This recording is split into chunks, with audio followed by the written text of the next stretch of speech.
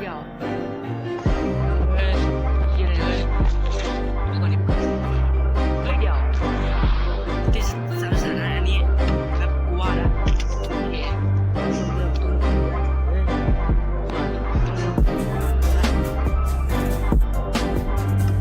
ยโอ้โหกว่ากูได้พักด้วย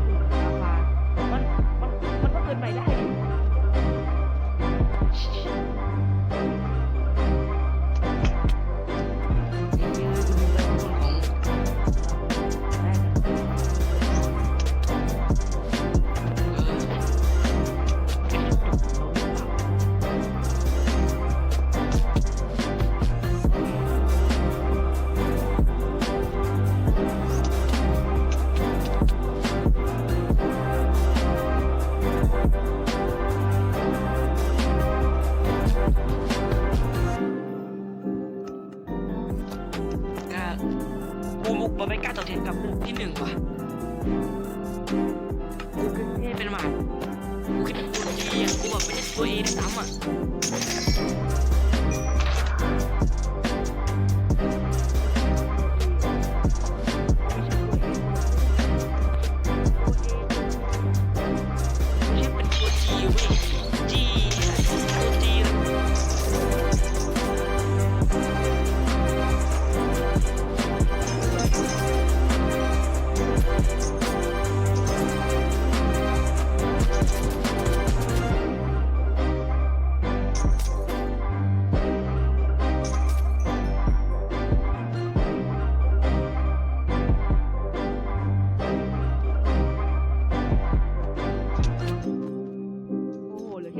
เอาไปพ่อมึงเหรอ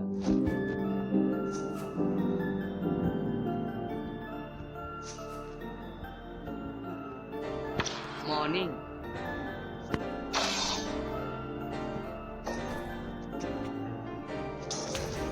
ดูไว้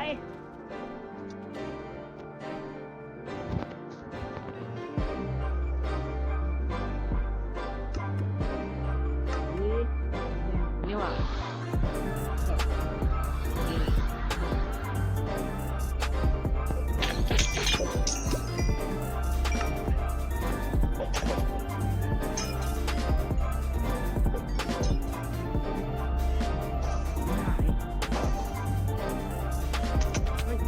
หลังเข้า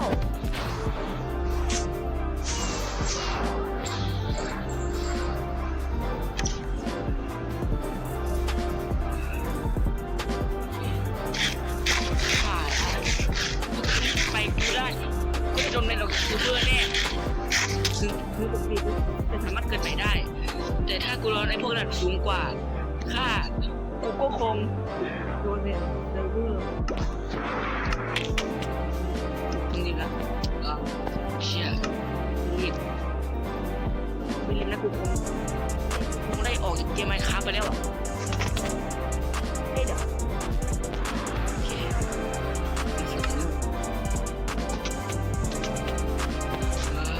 คการที่กูแม่งเป็นคำ ทั้งหมดเว้ยทั้งหมด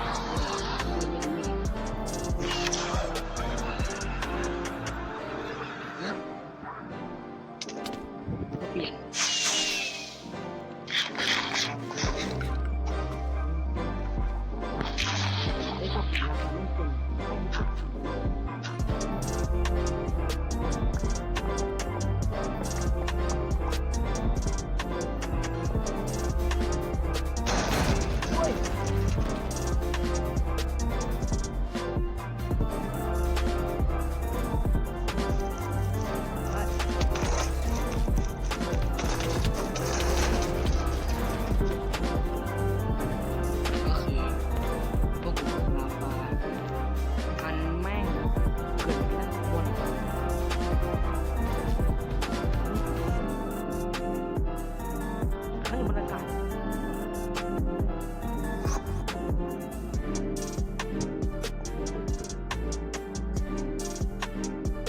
เดี๋ยว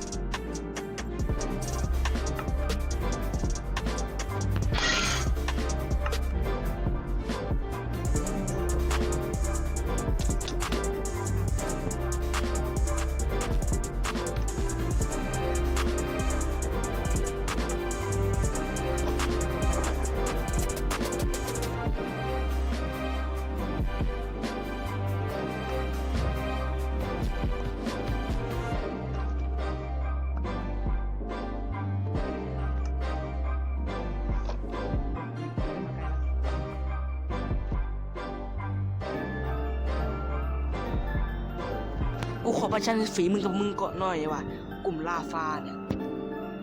จุ๊บเฟี้ยวอ่ะอุ้ยทีนี้พอละ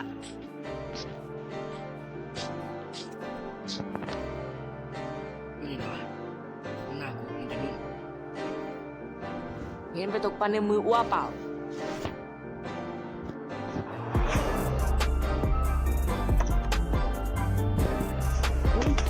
เฉยกูไม่มีความอับอายของนิ่งแม่งกูเป็นคนอับอายที่สุดของกลุ่มมอนิ่งโอ๊ยโอ๊ยโอ๊ย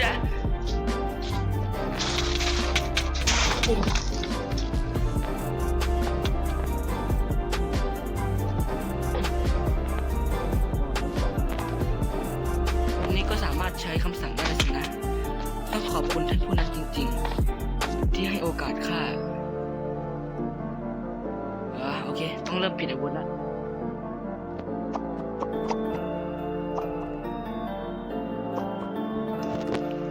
เปลี่ยนสเปียร์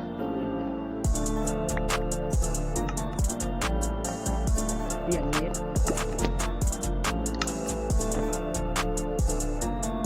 เฮ้ยเอามาดิ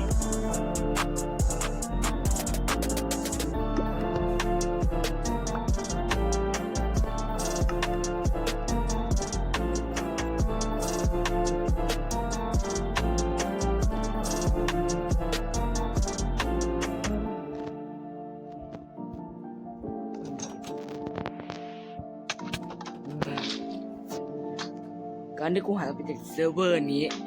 เพื่อการนั้นในขณะนี้ไม่มีใครหยุดกูได้กูมันนี่หรือมอร์นิ่งมันก็ไม่เกี่ยวกันแล้วเนี่ยมันจะไปยังไงไปแค่นี้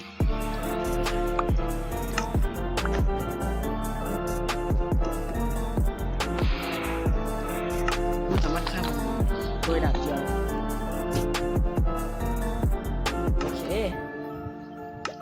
โอ้คำสั่งได้ใช้คำสั่งได้จริงด้วยว่ะ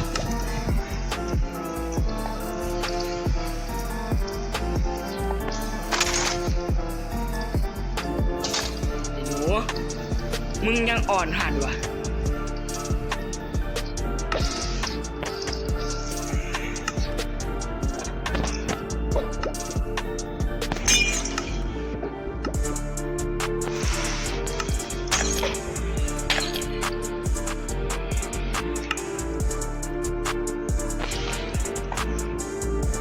กูจะต่อยด้วยมึงมาขาไว้ไหนสันให้มึง ที่มึงก็ค่อยตายไปเลย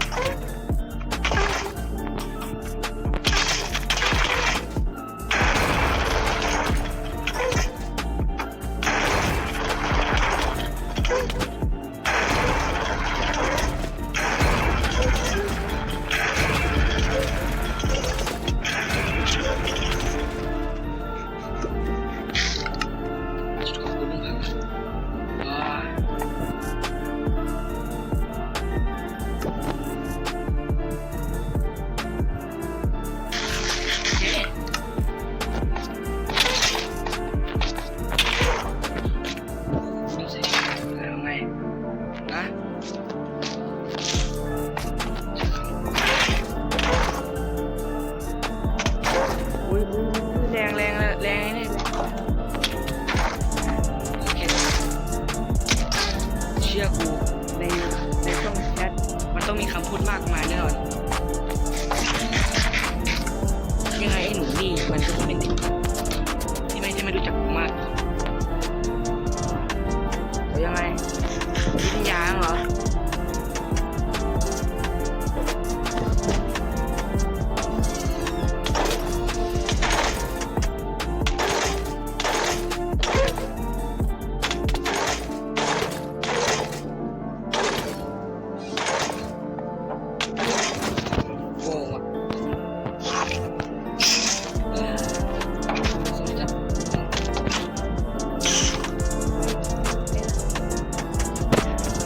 เด็กที่มึงมาฆ่ากูเหรอมึงคิดว่ามันได้กันเหรอนี่คือ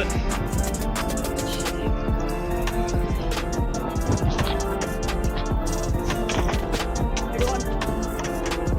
เฮ้ยมันกันจีบอยู่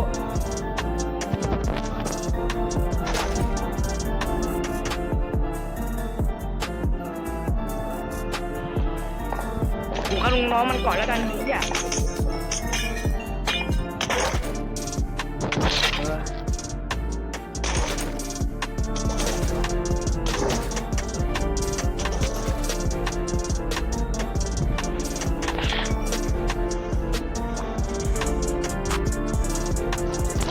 ไหนก็ลองกวนตีนมันหน่อยดิ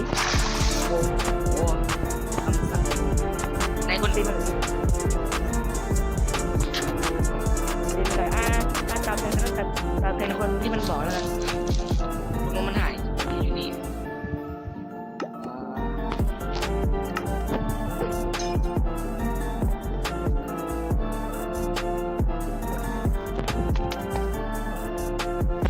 มึงสร้างอธิษฐานกูว่าลาฟาเฮียลาฟาเฮ้ยกดตีมันหน่อยดิกดตีนหน่อยกำลังอัดหนังโป้อยู่โคตรหากดตีมันดิกดตีมันหน่อยกดตีมันหน่อย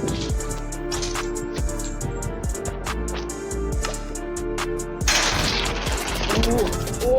โอเคใจเย็นพี่ใจเย็นนะใจเย็นเราคุยกันได้นะพี่จะฆ่ากูได้มันไม่มีวันนะ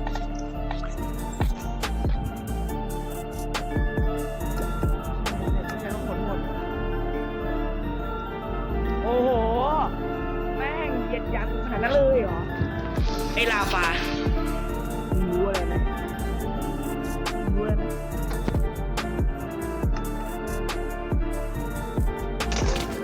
แค่ต่อยมันนั้นก็ตายแล้วนะเว้ย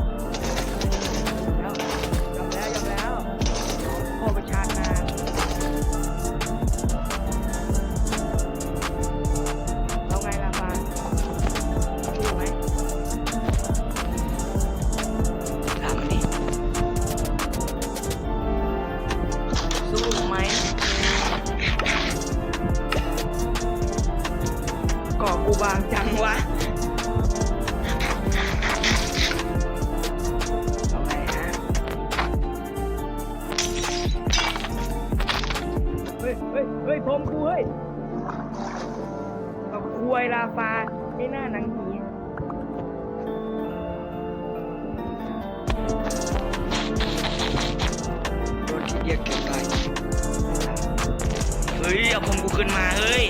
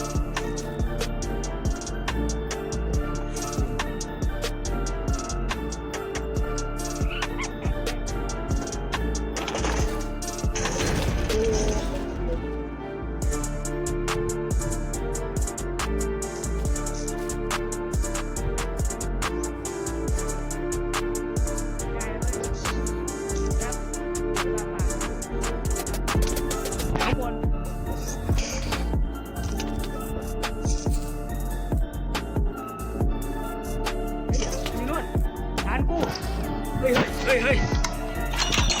ลาฟาเฮ้ยลาฟาโอ้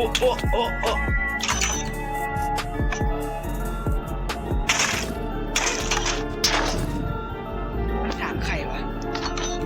กดตีนมันได้กดตีนมันก็ได้วะ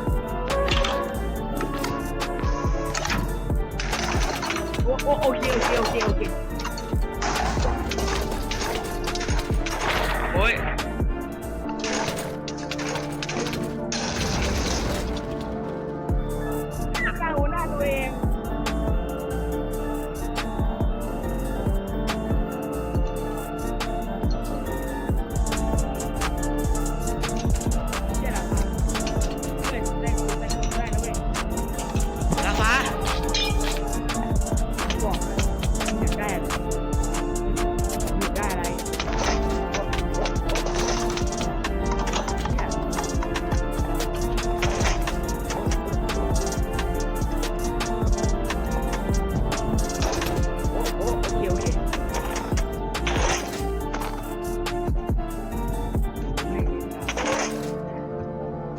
อีกดิฟันกูอีกมึงเจ๋งมากเหรอฮะเจ๋งมากเหรอฮะเนี่ยคิดว่ามึงเก่งมาจาก3 โลกไหนเหรอไอ้สัสไม่ได้ถ้าต้องการจะกูหายไปจากเซิร์ฟเวอร์นะไม่มีวันมึงฟังกูมึงไม่มีวันนี่หน้าสันขวาน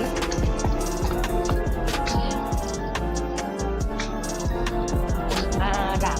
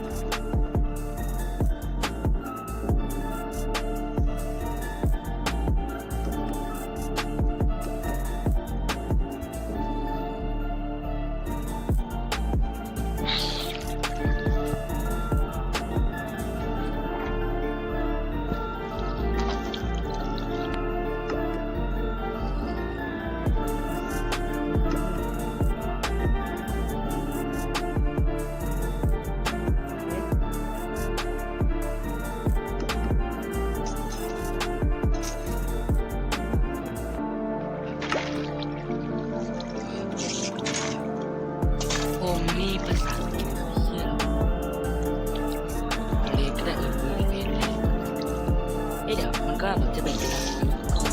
ก็เบื่อ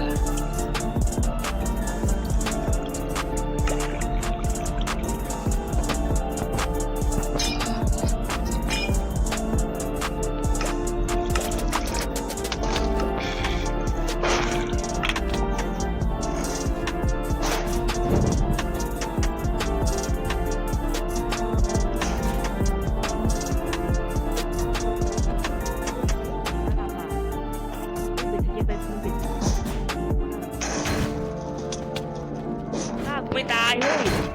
รู้ไหม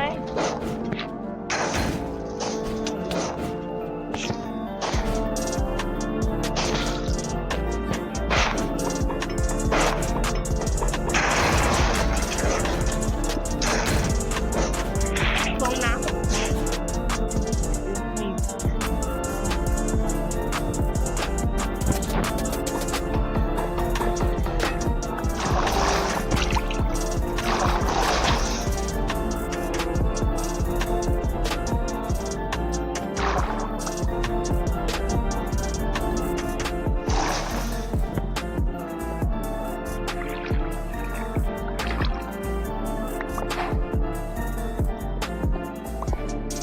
โอ้ยเดี๋ยว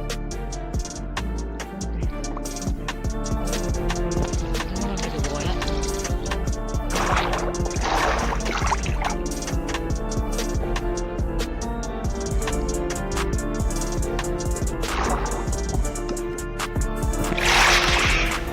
พวกนั้นมาทานแล้วครับ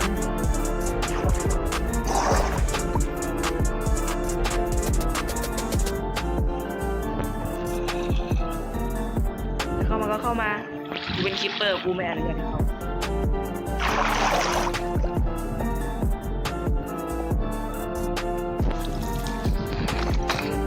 ป่ะกูยิ้มกำแพงบ้านตัวเอง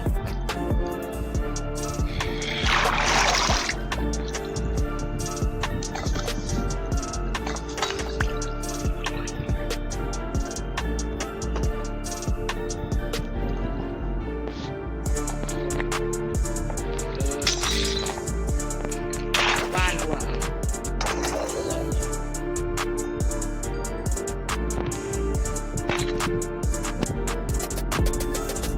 กูน่ารำคาญ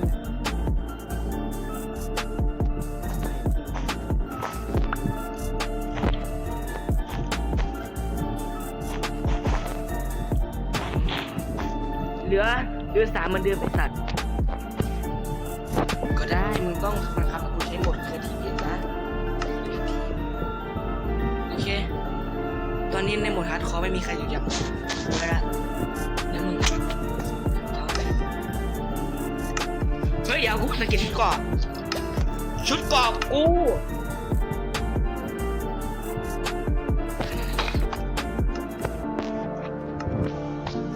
มันกับตัวเองไหวแค่ไหน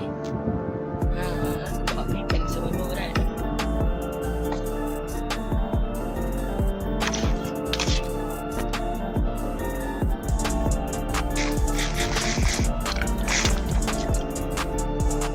เฮ้ย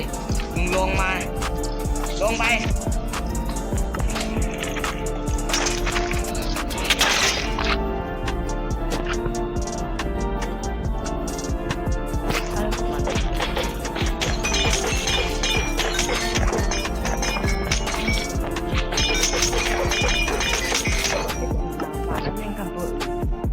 คนที่เต็ม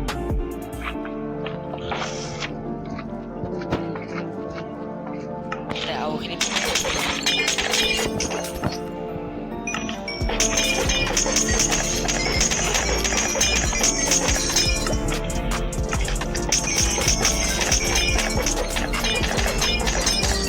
โดนเม็ดเลยครับอันนี้บ้าลาบ้าตั้งแต่ที่กูแกล้งว่ากูกลับมาในเซิร์ฟเวอร์ที่กูตายไปแล้วอ่ะมันไม่เป็นคำโกหกหรอกทั้งหมดเลยรู้อะไรไหมชีวิตนี้กูเป็นคนวางเพลงทั้งหมดจะยังไงเฮ้ยพักเหรอวะช่างมันแต่ชิบหายแล้วไงพวกมันรู้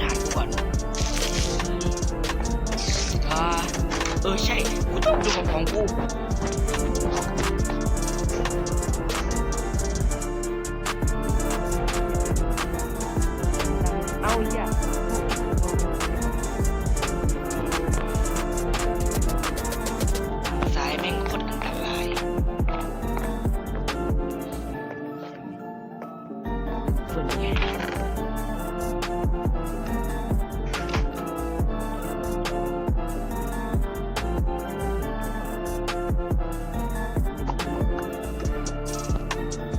ไม่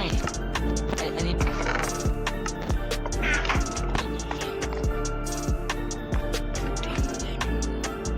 อย่าต้องคือมา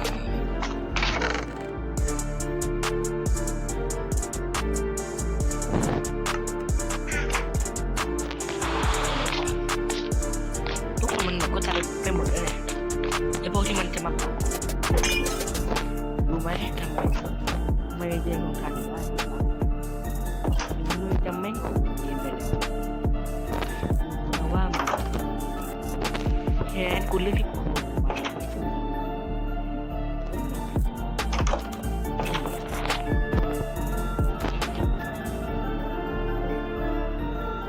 ไอ้ทำอะไรไม่ผิดเลย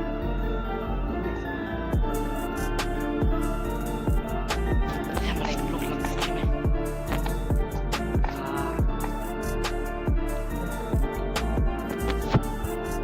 กูคือ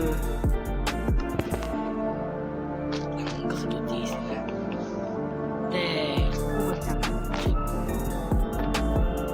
ข้าวตายเนี่ยแค่แต่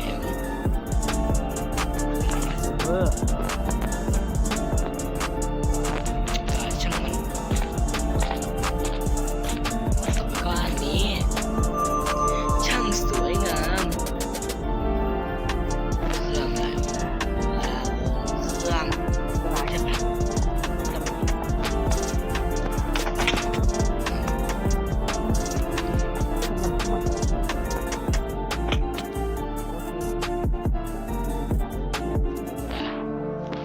พวกเราไม่อู้งานจริงว่าทำไมมันทำได้แค่นี้แหละ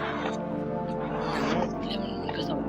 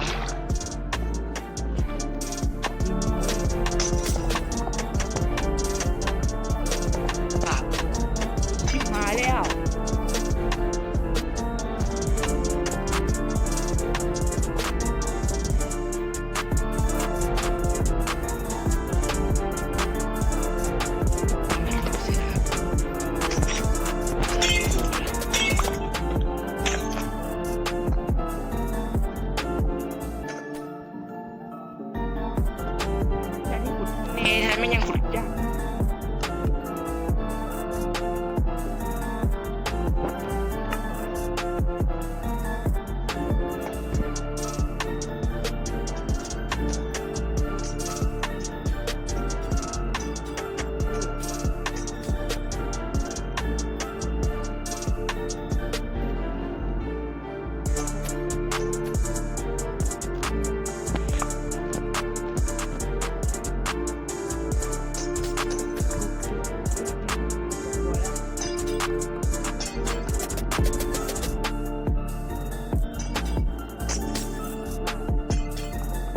ไม่เอาอีกแล้ว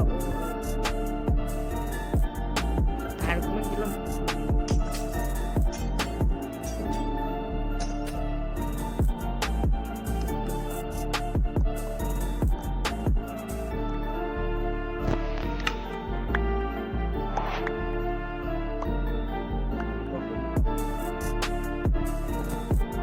อะไรวะไอ้เหี้ยเรามึงเล่นแบบนี้มึงไปให้ความรู้ก็ต้องตัดสินใจสินะว่าจะทำอะไรดีหรือไม่ทำ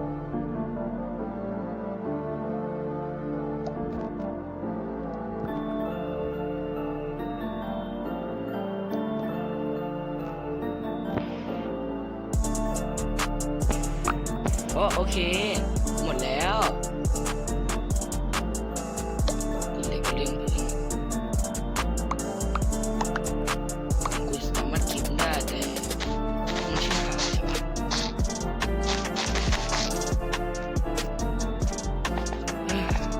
ค่อยค่อยบอกลูกน้องแล้วกันผ่านยากขนาดนี้หรือว่าหลังแบบมันแทบจะไม่มีใครมาอยู่แล้วทางนี้กูอยากจะบอกมึงว่านาราฟ้าแทนความมืดแทนความสบายสีเหมือนกันเพราะสุดท้าย